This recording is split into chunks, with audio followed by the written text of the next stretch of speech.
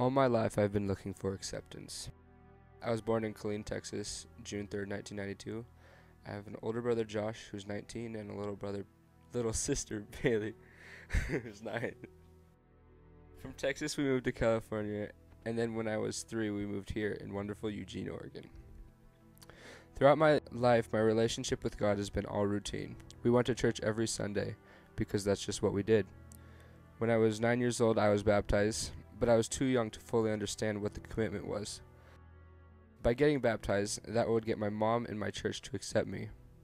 Now, when it came to God, after all these choices I've made in the past, my path was a very long and very narrow path. It's like my life is this journey from point A to point B, point A being my birth and point B being God and my salvation. But with my past, this path seemed impossible. Like 100 bazillion gajillion miles away. It's impossible. And every time I screw up, it's like there's another zero added onto my journey, and my path gets narrower and windier.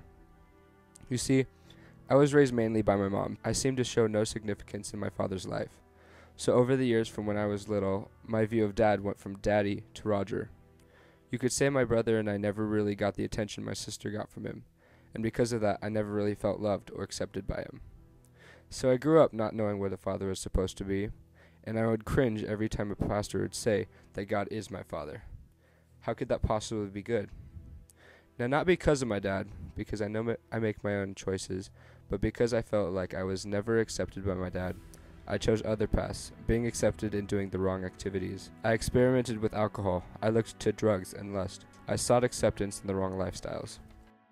On top of that, I'd go to Christian camps and church. I'd always come back on fire for God, and that would last for about a week. And then I'd go back to my old ways, which in the end just seemed like another zero added onto the length of my impossible journey. And then I went to Hume Lake, this great big Christian camp down in California, where I went with Eric and the youth group. Down there I thought it was just going to be another summer camp experience with another zero as a result, but this time it was different. Now, it wasn't just the amazing speaker, it wasn't the setting of the camp surrounded by beautiful mountains, and it wasn't the awesome worship here. But all the elements of Hume together proved to me that my impossible journey with all those zeros is really no zeros, just one. My journey to God was just one prayer away, for God to come into my heart, for me to accept His gift, that gift being Jesus Christ, and that He died for my sins, and that I am accepted for who I am, no matter what I've done. And because I am accepted, and because my Father loves me, He wants the best for me, and there's no doubt in my mind that the drugs and alcohol and that lifestyle I was turning towards couldn't possibly be the best for me.